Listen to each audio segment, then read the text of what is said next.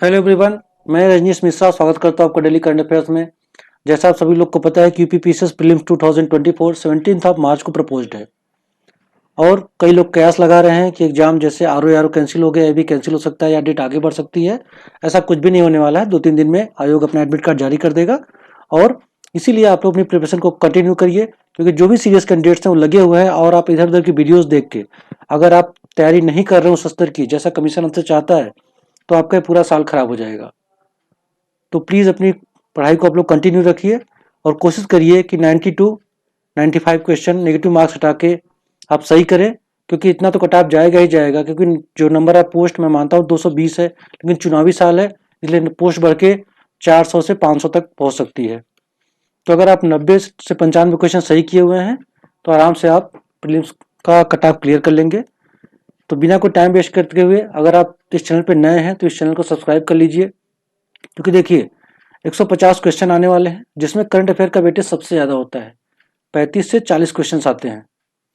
तो जितने भी सीरियस कैंडिडेट हैं वो क्या करते हैं कि उनका जीएस पे मोर और लेस कमांड बराबर बना रहता है, क्योंकि हर साल एग्जाम दे रहे हैं या नए बच्चे जो भी आए हुए हैं वो भी जीएस पे कमांड बना चुके होते हैं। हर साल जो लड़ाई होती है वो करंट अफेयर के ऊपर होती है, क्योंकि मान लीजिए आप इस साल एग्जाम दे रहे हैं या 2 साल से आप प्रिपरेशन कर रहे हैं, कोई 10 साल से प्रिपरेशन कर रहा है तो जीएस पे कहीं ना कहीं आपसे बेटर कर सकता है या आपके बराबर रह सकता है। बट यही एक पोर्शन है करंट अफेयर्स जहाँ पे आप उनसे आगे जा सकते हैं और उनके ऊपर एज ले सकते हैं। तो जिसका करंट अफेयर प्रिपेयर है उसका कभी भी प्रीलिम्स कभी नहीं रुकता है। तो आप लोग कोशिश करिए करंट अफेयर पर अच्छे से कमांड बना के रखिए। और दूसरी बात, आप साल भर प्रिपरेशन करते हैं और आपको अपने आप को टेस्ट करने का मौका मिलता है तो टेस्ट सीरीज के थ्रू या तो फिर आप सीधे एग्जामिनेशन हॉल में आप अपने आप को टेस्ट करते हैं। लेकिन एग्जामिनेशन हॉल में जाने के पहले, क्योंकि जीएस के क्वेश्चन आपको मिलते रहते हैं, आपको करंट अफेयर से क्वेश्चन नहीं मिलते हैं। आप करंट अफेयर कहीं कहीं से पढ़ते रहते हैं, लेकिन जब तक आपको क्वेश्चन के फॉर्मेट में नहीं मिलेगा you won't be able to know that on what level your preparation is. So please आप लोग अपने प्रिपरेशन को चेक करिए इन टेस्ट सीरीज के थ्रू। देखिए करीब 500 क्वेश्चन का मैंने टेस्ट सीरीज बनाया हुआ है, जिसमें करीब करीब आपके 10 या 12 पार्ट आएंगे और 20-20 क्वेश्चन का जो है एक एक टेस्ट है यहाँ पे। और कोशिश करिएगा ज़्यादा से ज़्यादा क्वेश्चन को सही करने की, और पीडीएफ और वीडियो दोनों फ्री हैं। तो आप लोग अपने आप को टेस्ट करिए कि आपकी प्रिपरेशन किस स्तर पे है। मुश्किल से 10-12 दिन बचे हुए हैं, यहाँ पे कोई भी ढिलाई आपके कैरियर के लिए घातक साबित हो सकती है। तो कोशिश करिए कि ज़्यादा से ज़्यादा प्रैक्टिस करें इस समय। और देखिए सिंपल सी बात है, आपको 90-95 क्वेश्चन चाहिए। आप एक सिंपल फंडा अपना लीजिए 10 से 12 दिन के लास्ट में कि करंट अफेयर पढ़ लीजिए आप, जिसमें आपको 35 से 40 क्वेश्चन मिल जाएंगे। अपना पॉलिटी पढ़ लीजिए जिसमें आपको 15 से 20 क्वेश्चन मिल जाएंगे। साइंस टेक्नोलॉजी पढ़ लीजिए जिसमें आपको करीब 20 क्वेश्चन मिल जाएंगे। और इन्वायरमेंट पढ़ लीजिए जिसमें आपको 20 क्वेश्चन मिल जाएंगे। करीब करीब आपको 95 टू 100 क्वेश्चन आपको आराम से मिल जाने हैं, सिर्फ ये 4 चीज़ें पढ़ के। बाकी अगर आप थोड़ा बहुत हिस्ट्री या ज्योग्राफी जानते हैं तो अच्छी बात है। अगर थोड़ा बहुत नहीं भी छूते हैं तब भी आप इजीली जो है 95 टू 100 क्वेश्चन कर लेंगे। और आपके 10-5 गलत भी होते हैं तब भी आप इजीली प्रीलिम्स क्वालिफाई कर ले जाएंगे। तो आपको बहुत ज़्यादा इधर उधर भटकने की जरूरत नहीं है। और देखिए सिर्फ 500 क्वेश्चन की ये सीरीज है। मैं उन लोग तरह क्वेश्चन नहीं बनाऊंगा कि ठीक है उन्होंने 6000 5000 क्वेश्चन डाल दिए और क्लेम करेंगे कि ठीक है सारा का सारा हमारे कोचिंग से आया है। ऐसा कुछ नहीं है। सिंपल 400 से 500 क्वेश्चन होंगे जिसमें आपको easily out of 35 30 to 32 question आराम से मिल जाएंगे। ठीक है, तो आइए स्टार्ट करते हैं आज का क्वेश्चन। और अगर आप इस चैनल पर नए हैं तो प्लीज़ चैनल को सब्सक्राइब कर लीजिए और ज़्यादा से ज़्यादा लोगों तक शेयर करिएगा, क्योंकि देखिए एक इनिशिएटिव है जिससे आपको ज़्यादा से ज़्यादा बेनिफिट मिल सके और आप एग्जाम को ईजिली क्वालिफाई कर पाएँ। कि करंट अफेयर जिसने सही कर लिया उसका एग्जाम कभी नहीं रुकता है। ठीक है, स्टार्ट करते हैं आज का क्वेश्चन। क्वेश्चन नंबर 1 क्या करता है, कंसीडर द फॉलोइंग पेयर्स। यहाँ पे इवेंट दिए गए हैं और इवेंट को लॉन्च किसके द्वारा किया गया ये बताया गया। ठीक है, first global symposium on farmers right, आगे लिखा है अमित शाह।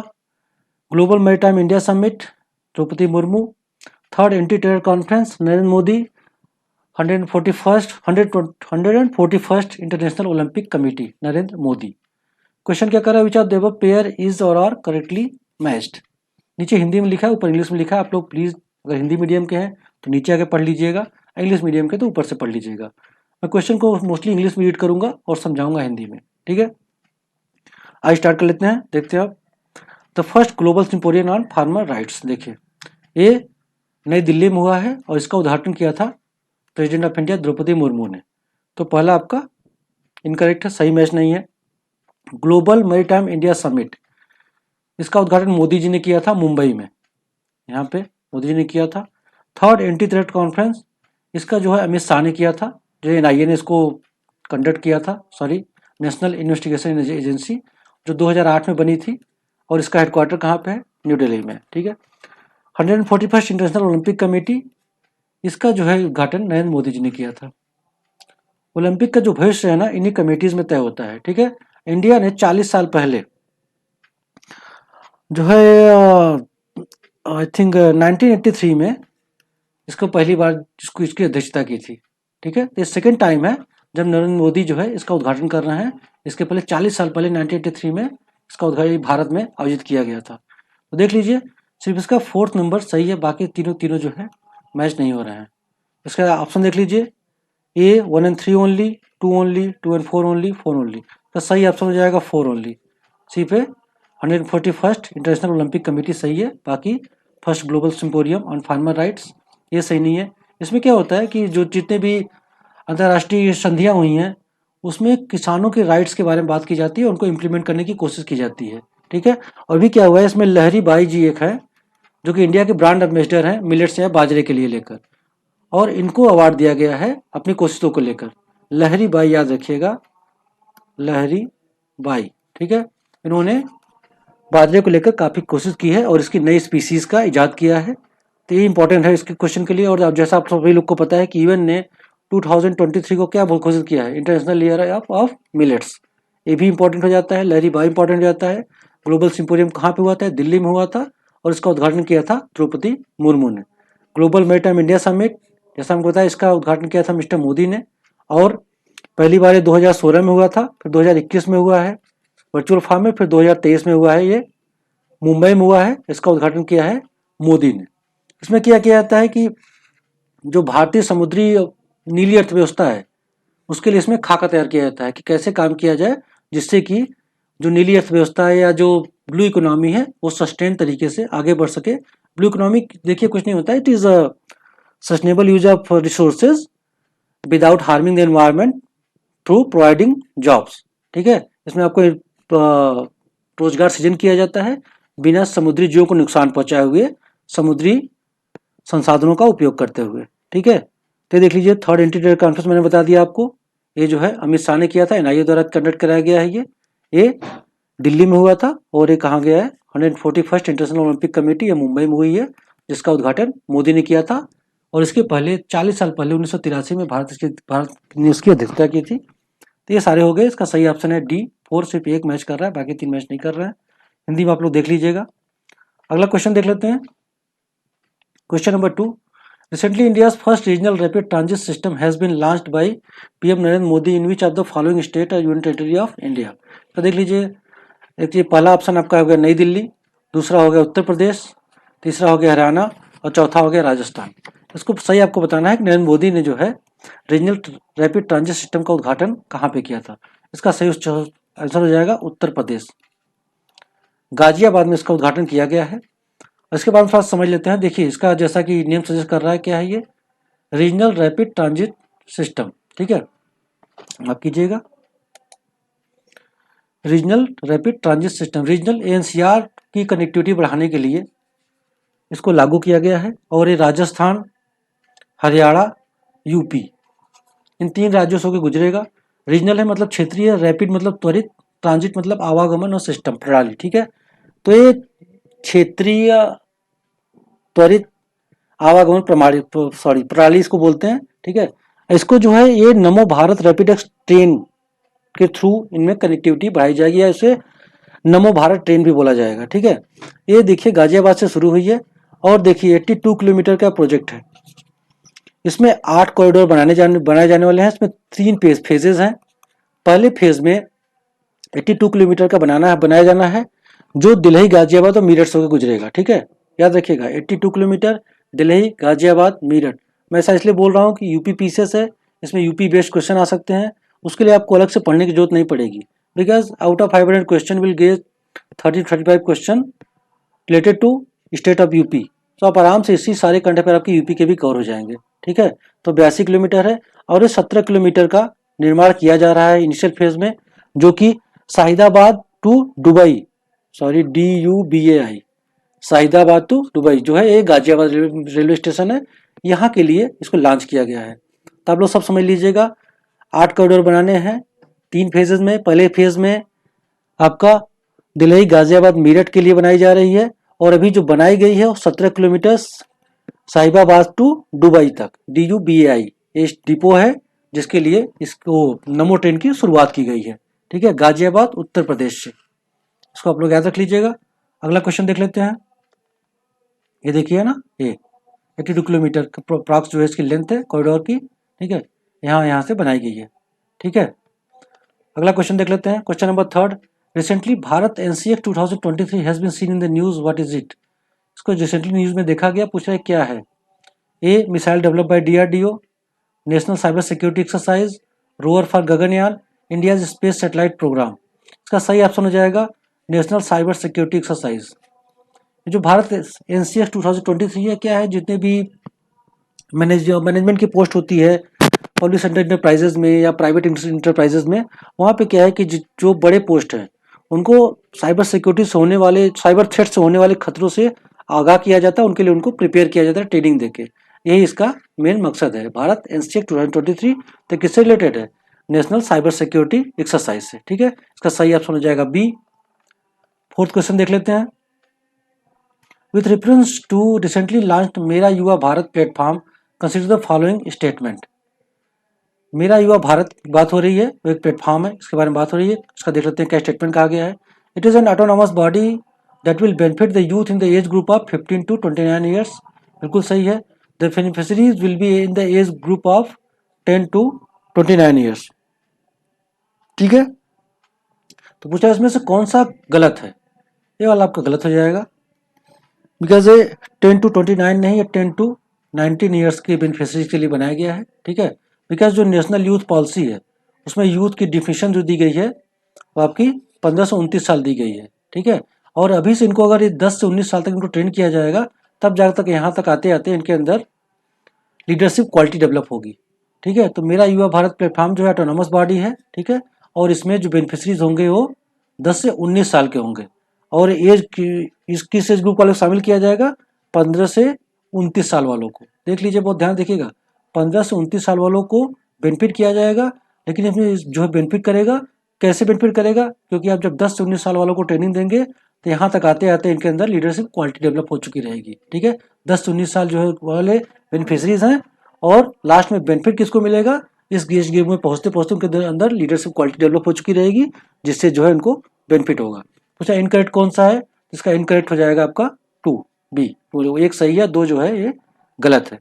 ठीक है, अगला देख लेते हैं। 4th question. 4th question, where is the 4th question? Sorry, it was the 4th question. Now 5th question. Let me check that. Have I did it right? Yes. Come to the 5th question. Consider the following. ठीक है, आज देख लीजिए। प्रधानमंत्री आदर्श ग्राम योजना, special central assistance to schedule tribe sub plan, national fellowship and scholarship for higher education for ST students, Babu Jagjivan Ram छात्रावास योजना। क्वेश्चन क्या पूछ रहा है? प्रधानमंत्री अनुसूचित जाति अभ्युदय योजना is a merge scheme of which of the following scheme. ये जो स्कीम है 2021-22 में लॉन्च किया गया था इसको।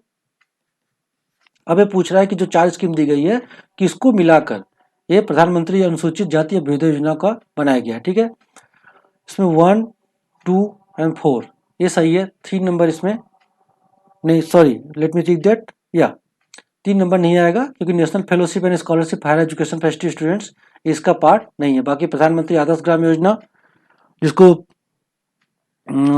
आई थिंक इसको लॉन्च किया गया था, तो 1 sec, yes, it was launched in 2009 and 10, and special assistance central assistance to school caste sub plan इसको लॉन्च किया गया था 1980 में। ठीक है, और बाबू जगजीवन राम छात्रावास योजना इसको जो है 1961 to 66 में गर्ल्स के लिए छात्रावास बनाने की योजना से शुरू किया गया था, जिसको 1989-90 में मेल स्टूडेंट्स के लिए भी खोल दिया गया। तो 1, 2 एंड 4 को मिला के ये अनुसूचित जाति अभ्युदय योजना की शुरुआत की गई है। ठीक है, इसके 3 कंपोनेंट हैं, देख लीजिए। पहले इसमें आदर्श ग्राम जो है, जहाँ पे भी आदिवासियों की संख्या एक निश्चित क्षमता से ऊपर पाई जाती है, उनको आदर्श ग्राम में तब्दील किया जाएगा। दूसरा, उनको सेंट्रल से ग्रांट इन एड दिया जाएगा, जिसको स्पेशल असिस्टेंस बोलते हैं, वो दिया जाएगा।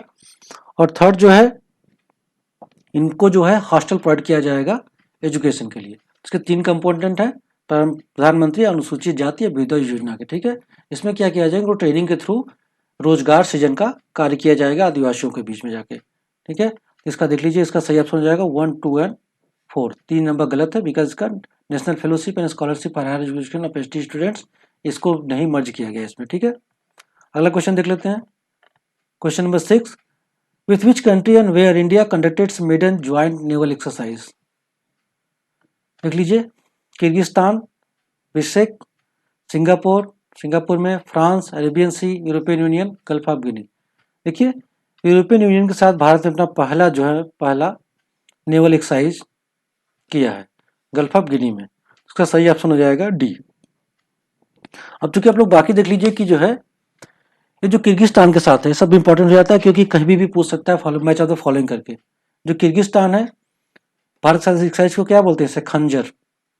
सिंगापुर के साथ जो एक्सरसाइज करता है इंडिया, उसका नाम है सिम्बेक्स। फ्रांस के साथ जो एक्सरसाइज करता है, उसका नाम है वरुण।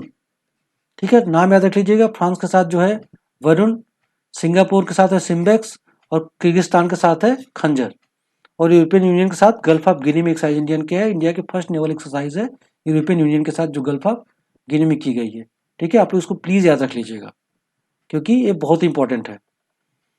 क्वेश्चन नंबर 7 देख लेते हैं। Operation Ajay has been seen recently in the news, what is it? Operation Ajay के बारे में पूछ रहा है कि इसको रिसेंटली न्यूज में देखा गया है, ये क्या है?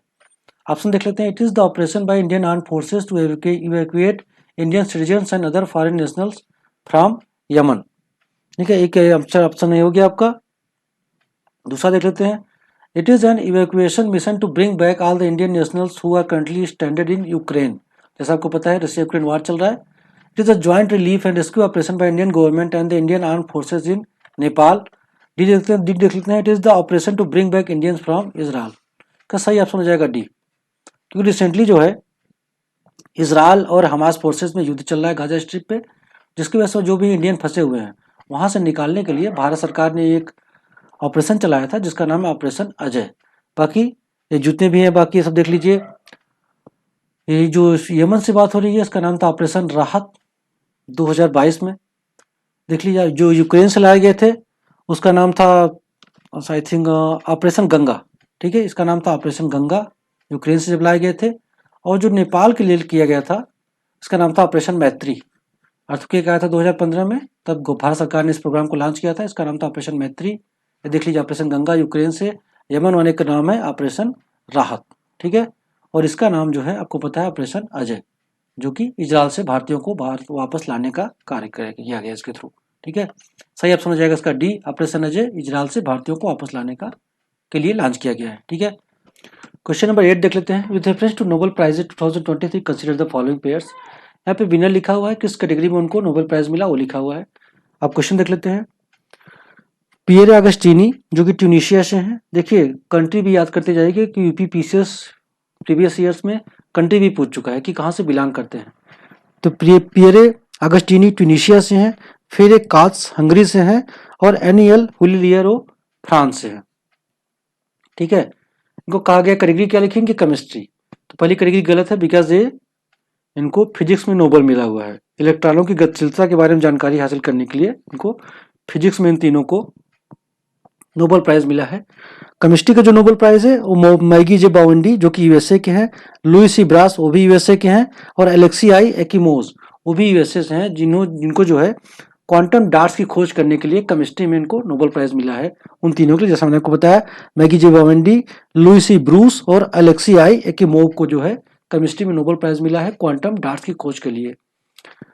नागरस मोहम्मदी, इसको देख लीजिए, इनको पीस में मिला है, न कि इकोनॉमिक्स में, बिकॉज ये एक ईरानी महिला है जो वहाँ की महिलाओं के लिए आवाज उठाया इन्होंने, इसलिए इनको वहाँ उसके लिए पीस का नोबेल प्राइज मिला है। क्लोडिया गोल्डिन, इनको इकोनॉमिक्स में नोबेल प्राइज मिला है, बिकॉज इन्होंने श्रम बाजार में महिलाओं की भागीदारी के ऊपर स्टडी की है और जिसके आधार पर इनको जो है इनकी खोज के लिए, इनके स्टडी के लिए इनको इकोनॉमिक्स में नोबेल प्राइज मिला है, क्लॉडिया गोल्डिन को। ठीक है। और रही बात एक और बचते हैं आपके साहित्य में, जॉन ओलाव फ्रांस जो कि नॉर्वे के हैं, उनको जो है लिटरेचर में नोबेल प्राइज मिला है। याद रखिएगा जॉन ओलाव फ्रांस। ठीक है। पूछ लिया कि कितने पेयर्स में सही है, तो इसमें 2 सही है फिजियोलॉजी वाले, बाकी सारे के सारे जो है मिसमैच्ड हैं, तो इसका सही ऑप्शन हो जाएगा ए 2 ओनली। अगला देख लेते हैं, हिंदी मीडियम के बच्चे आप लोग प्लीज देख लीजिएगा। क्वेश्चन नंबर 9 देख लेते हैं। India's external affair minister S Jaishankar unveiled Mahatma Gandhi bust in October 2023 in which of the following country. Mahatma Gandhi के मूर्ति का अनावरण जो है, जो एक्सटर्नल अफेयर मिनिस्टर है एस जयशंकर, इन्होंने कहाँ पे किया है? ऑप्शन देख लेते हैं इसके, ब्रिटेन, वियतनाम, रशिया और सऊदी अरेबिया। का सही ऑप्शन हो जाएगा बी, वियतनाम में इन्होंने मूर्ति का अनावरण किया है। इसका सही ऑप्शन हो जाएगा बी। अगला क्वेश्चन देख लेते हैं। क्वेश्चन नंबर 10 देख लेते हैं। Consider the following, Andhra Pradesh, Tamil Nadu, Puducherry, Kerala. Exercise Sagar Kavach has been conducted in which of the above places. Exercise Sagar Kavach देख लेते हैं। पूछ रहा है कि ये कहाँ पे कंडक्ट कराया गया है। देखिए जो सागर कवच है 2 फेजेज में किया जाता है, एक मई में और एक अक्टूबर में। ठीक है। तो जो इसका मई वाला है वो और ये इंडियन नेवी द्वारा कंडक्ट कराया जाता है। ठीक है। तो मई वाला जो है ऑलरेडी लक्षद्वीप में कराया जा चुका है, और जो बाकी है जो उसका जो अक्टूबर वाला है वो आंध्र प्रदेश, तमिलनाडु और पुदुचेरी में कराया गया है। ये तीनों 1, 2 एंड 3 केरला में नहीं कराया गया है। तो पहला जैसा मैंने बताया, जिसका मई वाला वर्जन है ऑलरेडी मई में कराया जा चुका है, और जिसका अभी का वर्जन है अक्टूबर वाला वो आंध्र प्रदेश, तमिलनाडु और पुदुचेरी में किया गया है। इसका सही ऑप्शन हो जाएगा 1, 2 एंड 3। तो देख लेते हैं, सही ऑप्शन हो जाएगा 1, 2 एंड 3। मैंने जैसा बताया आपको, इंडियन नेवी द्वारा कंडक्ट कराया जाता है, और ये 2 बाइनल एक्सरसाइज है, 2 फेजेज में कराया जाता है, एक मई में एक अक्टूबर में। मई वाला ऑलरेडी लक्षद्वीप में कराया जा चुका है, और जो अक्टूबर वाला है आंध्र प्रदेश, तमिलनाडु और पुदुचेरी के कोस्ट पे कराया गया। ठीक है। सही ऑप्शन हो जाएगा इसका सी 1, 2 एंड 3 ओनली। ठीक है। 11th नंबर देख लेते हैं question. Consider the following statements regarding Chakravat 2023 and choose the incorrect option from the codes given below. Incorrect, correct आप लोग प्लीज देखते रहिएगा अच्छे से, क्योंकि यहाँ पे कभी कभी आप मार्क खा जाते हैं और क्वेश्चन को गलत करके आ जाते हैं। देख लेते हैं क्या स्टेटमेंट क्या है। It is an annual joint humanitarian assistance and disaster relief exercise. ठीक है। तो इसे जो हम लोग इसीलिए HADR भी बोलते हैं। चक्रवात बोले या तो HADR बोले, दोनों एक ही चीज है। HADR का फुल फॉर्म क्या है? Humanitarian assistance and disaster relief exercise, HADR। Third, the 2023 edition was hosted by Indian navy in Arabian Sea. ठीक है। थर्ड देख लेते हैं। This exercise has been conducted by the Indian army, Indian navy and Indian air force in rotation since 2016। पूछ रहा था incorrect कौन से हैं, देख लीजिए आपका 11 का हो जाएगा आपका बी 2 ओनली। ठीक है।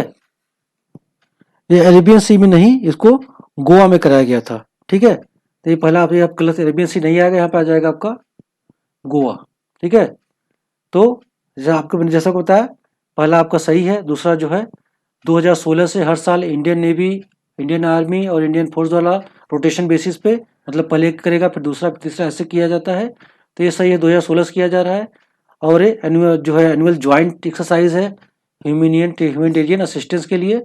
और जो थर्ड वाला है गोवा में कराया गया है, अरेबियन सी में नहीं। इसका 2 वाला गलत है, तो इसका सही ऑप्शन क्या हो जाएगा? B 2 only. बाकी 1 एंड 3 सही है। ठीक है। अगला क्वेश्चन देख लेते हैं। क्वेश्चन नंबर 12 क्या कहता है? Recently exercise Harimau 2023 has been conducted between armies of which of the following countries. India and Iran, India and Bangladesh, India and Indonesia, India and Malaysia. का सही ऑप्शन हो जाएगा डी, इंडिया एंड मलेशिया के बीच में exercise Harimau हर साल conduct कराया जाता है। ठीक है। ये 5th एडिशन था इस बार का। ठीक है। और ये उमरोई कैंटोनमेंट जो कि मेघालय में है, वहां पे कराया गया। 2022 का जो इसका वर्जन था उसको मलेशिया में कंडक्ट कराया गया था। ठीक है। तो इस साल उमरोई कैंटोनमेंट में है। 2022 वो मलेशिया में कंडक्ट कराया गया था। कई बार क्वेश्चन प्रीवियस ईयर का भी पूछ लेता है, या कहाँ पे कराया गया है पूछ लेता है। तो याद रखिएगा 2023 उमरोई कैंटोनमेंट मेघालय में कराया गया है, और 2022 जो है वो मलेशिया में कराया गया था। ठीक है। ये 5th एडिशन था। उसका जो पहला स्टार्ट किया गया था 2012 में स्टार्ट किया गया था और 2023 में इसका 5th एडिशन है। ठीक है, ये कुछ फैक्ट हैं, प्लीज इसलिए कर रहा हूँ, वीडियो देखना बहुत जरूरी है क्योंकि क्वेश्चन के साथ साथ आप वीडियो देखेंगे तो आपको आगे पीछे की जानकारी मिलती जाएगी, जाके क्वेश्चन अगर थोड़ा बहुत टर्न या ट्वीक करता है तब भी आप क्वेश्चन का सही मार्क कर पाएंगे। अगला क्वेश्चन देख लेते हैं। Question number 13, consider the following pairs. List on award है और जो है लिस्ट 2 में विनर्स हैं। ठीक है, देख लेते हैं। Satyajit Ray lifetime achievement award, Shiv Shankari Saraswati Samman 2022, Mahsa Amini सार्को prize for freedom of thought, Michael Douglas अशस्त्र Ramanujan prize 2023 to Jiang Zhang. Question देख लेते हैं। Match list 1 and list 2 and select the correct answer from the codes given below. तो पहले match कर लेते हैं। Satyajit Ray lifetime achievement award ये मिला है माइकल डगलस को, ये हॉलीवुड एक्टर्स हैं। ठीक है, और जो है 54th international film festival of India के में जो है ये अवार्ड इनको दिया गया। 54th international film festival of India, ये अवार्ड जो है माइकल डगलस को दिया गया। सरस्वती सम्मान ये शिव शंकरी को दिया गया है। ठीक है, जो कि तमिल राइटर हैं, जो उन्होंने बुक लिखी है मेमोरीज ऑफ सूर्यवर्मन। याद रखिएगा, शिव शंकरी को जो है सरस्वती सम्मान 2022 दिया गया है, जो एक तमिल राइटर हैं। इनकी बुक का नाम क्या है? Memories of Suryavarman. ठीक है, तो पहले का 3 हो गया, दूसरे का 1 हो गया। सार्को prize for freedom of thought ये जो है दिया गया है मासा अमीनी को। ये भी ईरान में चल रहे ईरान में कैंपेन चल रहा था women life and freedom movement, जिनमें कि उनको सर के ऊपर स्कार्फ बांधने की का कानून पारित किया गया था ईरान सरकार द्वारा, जिसके विरोध में मासा अमीनी ने कैंपेन लॉन्च किया था, जिसके लिए इनको ये यूके गवर्नमेंट द्वारा दिया जाता है सार्को prize from freedom of thought, जिसको मासा अमीनी को दिया गया है। और शस्त्र रामानुजम प्राइज 2023 जो कि मैथ्स के लिए दिया जाता है, ये रुजियांग जैंग को दिया गया है। तो देख लीजिए, पहले का 3rd, सेकेंड का 1, फिर सी का जो है 2 है और डी का 4 है। देख लीजिए कहाँ पे इसका सही ऑप्शन हो गया आपका बी का 12 का 3124 बी ऑप्शन हो जाएगा इसका। ठीक है, 3124 इसका हो जाएगा 3124। तो सही ऑप्शन कौन सा हो जाएगा? बी। प्लीज आप लोग क्वेश्चन को ध्यान से देखिए और इसको मेमोराइज करने की कोशिश करिए और इस वीडियो को 2 बार देख लीजिएगा, जिससे जितने भी क्वेश्चन आएंगे आपको इसके बाद क्वेश्चन नहीं आने वाले हैं। मैं इसकी पूरी जिम्मेदारी लेता हूँ। आप सभी क्वेश्चन को पढ़ के जाइएगा, आराम से आपका जो है सारे करंट अफेयर कवर हो जाएंगे इसमें। ठीक है, क्वेश्चन नंबर 14 देख लेते हैं। Consider the following statements regarding Tej cyclone and choose the correct option from the codes given below. Tej cyclone के बारे में बात कर रहा है, इसके बारे में 2 स्टेटमेंट दिए गए हैं, उसमें से करेक्ट ऑप्शन आपको चूज करना है। स्टेटमेंट 1 क्या कह रहा है? It is formed over bay of Bengal. Second, it is named by Bangladesh. A yellow alert has been issued by Indian Meteorological Department regarding Tej cyclone. And fourth, it is a temperate cyclone. पूछा आपको correct, पहले समझना शुरू करिए। ये temperate cyclone नहीं, it is a tropical cyclone है। ये देखिए, जो भी साइक्लोन 5 to 30 डिग्री लैटिट्यूड में आते हैं और ट्रॉपिकल होते हैं, और जो टेम्परेट साइक्लोन है वो 30 to 60 डिग्री लैटिट्यूड के अंदर जो आते हैं टेम्परेट साइक्लोन होते हैं। तो पहली बात है ट्रॉपिकल साइक्लोन है। It is found over bay of Bengal. It is wrong because it is found in Arabian Sea, and it is named by Bangladesh. It is also incorrect because it is named by India. Third, a yellow alert has been issued by Indian Meteorological Department. ये बिल्कुल सही है। देखिए, किसी भी cyclone की तीव्रता के आधार पे उसको इंडियन मेट्रोलॉजिकल डिपार्टमेंट जो है उसको 4 अलर्ट जारी करता है। ठीक है, ग्रीन मतलब कोई डेंजर नहीं है, येलो मतलब आप अवेयर रहिए, जानकारी आपको हो चुकी है, ठीक है, साइक्लोन आने वाला है। ऑरेंज होता है, उसमें क्या होता है, आपको प्रिपेयर किया जाता है। ठीक है, कभी भी आपको उस जगह को खाली करके जाना पड़ सकता है। और ऑरेंज कलर जो रेड कलर जो होता है, मतलब आपको अब एक्सेलरेटिंग की जरूरत है, मतलब जो भी राहत और बचाव कार्य है आप शुरू कर लीजिए उसको। ठीक है, तो उसके लिए उन्होंने येलो अलर्ट जारी किया था। इसका मतलब आपको जानकारी सिर्फ दी गई थी, उसके अलावा कुछ भी नहीं किया गया था। ठीक है, पूछा करेक्ट कौन सा है, तो जैसा मैंने बताया ये अरेबियन सी में हुआ था और ये बांग्लादेश में, नेम बाय बांग्लादेश, ये इंडिया द्वारा दिया गया था। तो 1, 2 एंड 4 इसके गलत हो गए, जैसा मैंने बताया ट्रॉपिकल साइक्लोन है। सिर्फ 3rd सही है, उसका सही ऑप्शन हो जाएगा डी। अब एक चीज बताना चाहूंगा कि नेमिंग कैसे की जाती है। जैसा बताया इसने बताया कि इंडिया द्वारा इसकी नेमिंग की गई है, बांग्लादेश द्वारा नहीं। तो देखिए 2000 में जो है, देखिए आपको थोड़ा सा इसकी हिस्ट्री बताता हूँ। 2000 में वर्ल्ड मेट्रोलॉजिकल डिपार्टमेंट ने जो है एग्री किया कि ठीक है, जितने भी ट्रॉपिकल कंट्रीज हैं वो जितने भी ट्रॉपिकल साइक्लोन आ रहे हैं उनके लिए नेमिंग कर सकते हैं, ठीक है।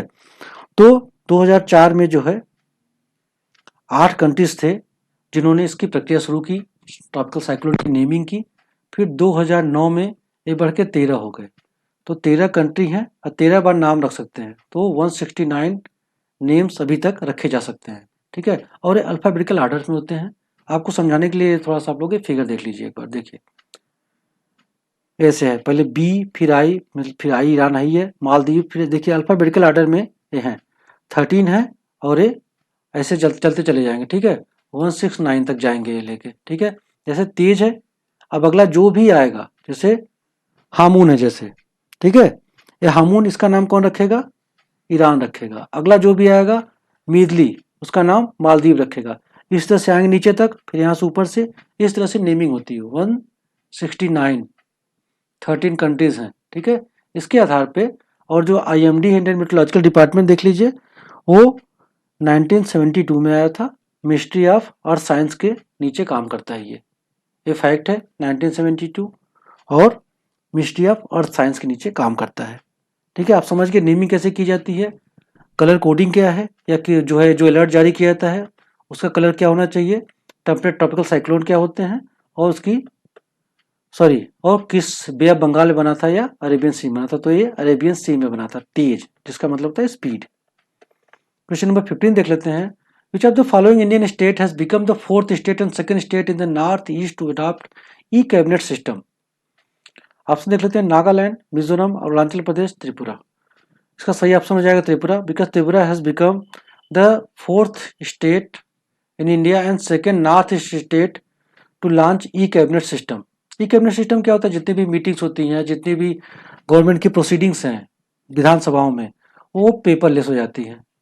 मीन्स जितने भी ऑफिशियल्स हैं वो लैपटॉप या टैबलेट लेके आते हैं, और उसमें सारा डाटा होता है, उसी के आधार पे आगे कार्रवाई की जाती है। जितने भी ट्रांजेक्शन हैं वो सब किए जाते हैं ई कैबिनेट सिस्टम के तहत।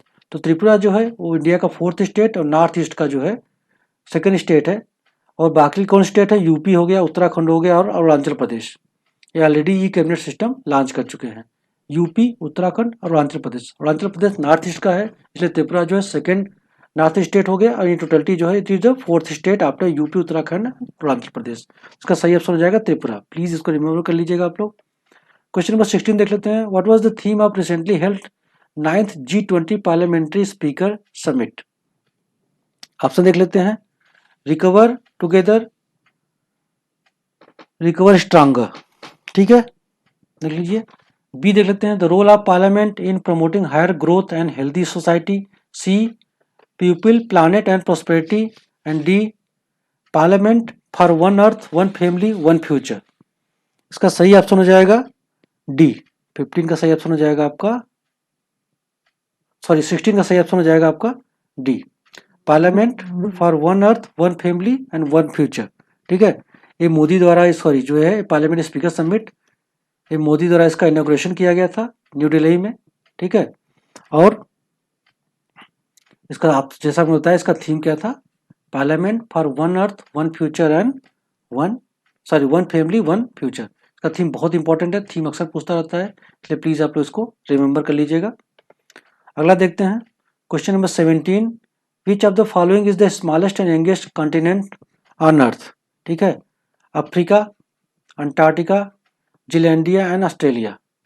अब देख लीजिए आप लोग सब, जैसा कि आप सभी लोग को पता है 7 कॉन्टिनेंट्स थे अभी तक। एक 8वां कॉन्टिनेंट रिसेंटली डिस्कवर हुआ है, जो बोलते हैं जिलैंडिया। अगर आप इसको क्रम में लगाएंगे, देखिए सबसे पहले एशिया आता है, फिर अफ्रीका, फिर north America, south America, Antarctica, Europe and Australia. और 8वां सबसे छोटा और जो लेटेस्ट वन वो है जिलैंडिया, जो साउथ पैसिफिक ओशियन में जो है सबमर्ज था, रिसेंटली उभर के सामने आया है। और इसकी साइज जो है करीब ऑस्ट्रेलिया के आधा है। ये जिलैंडिया जो है ऑस्ट्रेलिया का आधा है, 4.9 मिलियन स्क्वायर किलोमीटर इसकी एरिया है, ठीक है, जिलैंडिया, इसको याद रखिएगा। 8वां और सबसे स्मॉलेस्ट है, सबसे नया है, और 8वां कॉन्टिनेंट जो है वो है जिलैंडिया, ठीक है। क्वेश्चन नंबर 18 देख लेते हैं। Recently Vikram 1 rocket has been launched by which of the following firm? ISRO, DRDO, Skyroot Aerospace and Amazon. का सही ऑप्शन हो जाएगा सी, स्काई रूट एरोस्पेस।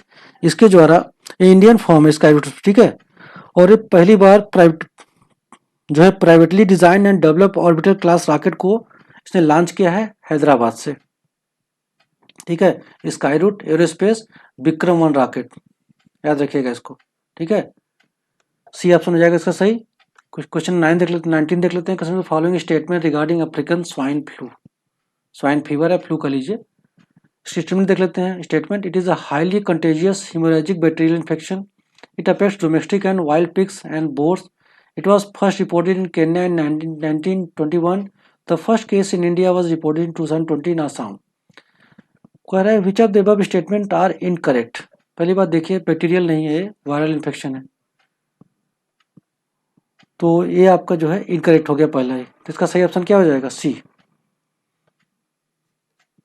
बाकी सारे इसके सही हैं कि वाइल्ड पिग्स एंड बोर्ड्स के थ्रू फैलता है, ठीक है, इनको अफेक्ट करता है। पहला केनिया में 1921 में इसको जो है नोटिस किया गया था, और इंडिया में पहला केस 2020 में आसाम में आया, देखा गया था, ठीक है। तो ये क्या है? ये वायरल इन्फेक्शन है। इसके लिए कोई भी क्योर या वैक्सीन नहीं बनी है। इसका सिर्फ एक तरीका है कि जिन भी वाइल्ड पिग्स और बोर्ड्स को ये इन्फेक्शन हो गया है, उनको मार के उनको ज़मीन में दफन कर दिया जाए, जिससे कि ये दूसरों को इन्फेक्ट ना कर सकें, ठीक है। तो सही है, इसका गलत ऑप्शन सिर्फ 1 था, इसका सही ऑप्शन हो जाएगा सी, 1 ओनली। क्वेश्चन नंबर 20 देख लेते हैं। Consider the following pairs. Operation Al Aqsa flood storm, ये लिस्ट 1 है, और किसके द्वारा इसको लॉन्च किया गया वो सामने दिया गया, ठीक है। Operation Al Aqsa flood storm, flood या स्टॉर्म इसका नाम है।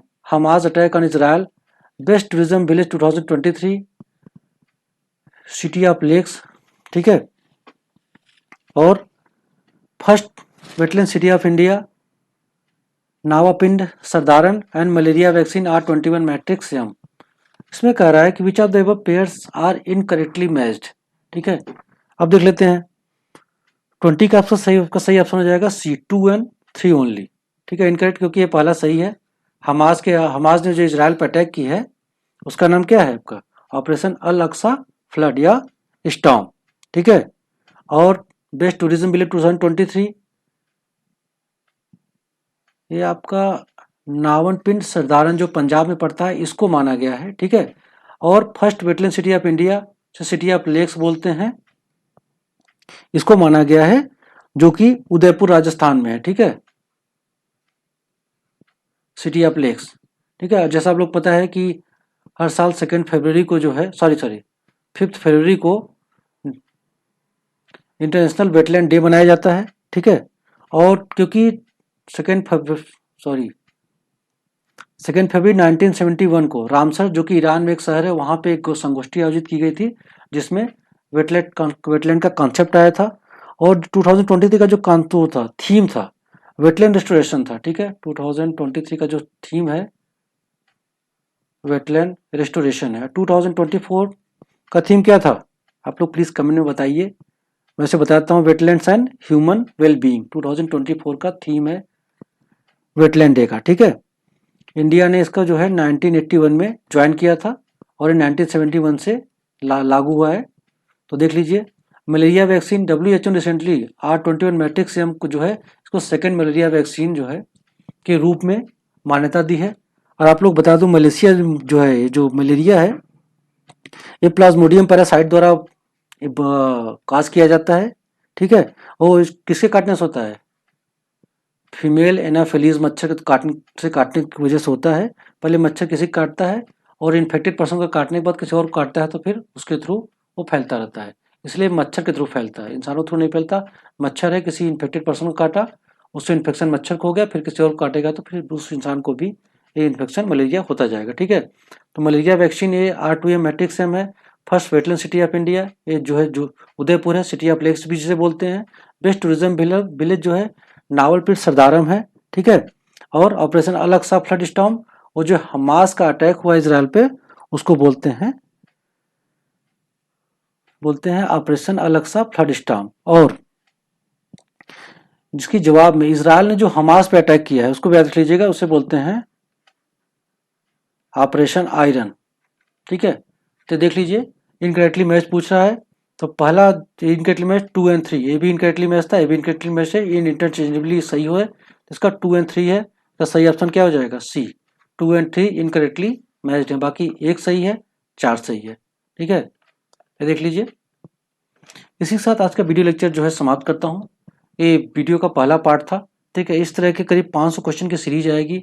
शाम को 8 से 8:30 के बीच में दूसरा वीडियो होगा, और कोशिश रहेगी कि हर दिन सुबह 8 बजे और शाम को 8 बजे 2 वीडियो रेगुलर आएंगे।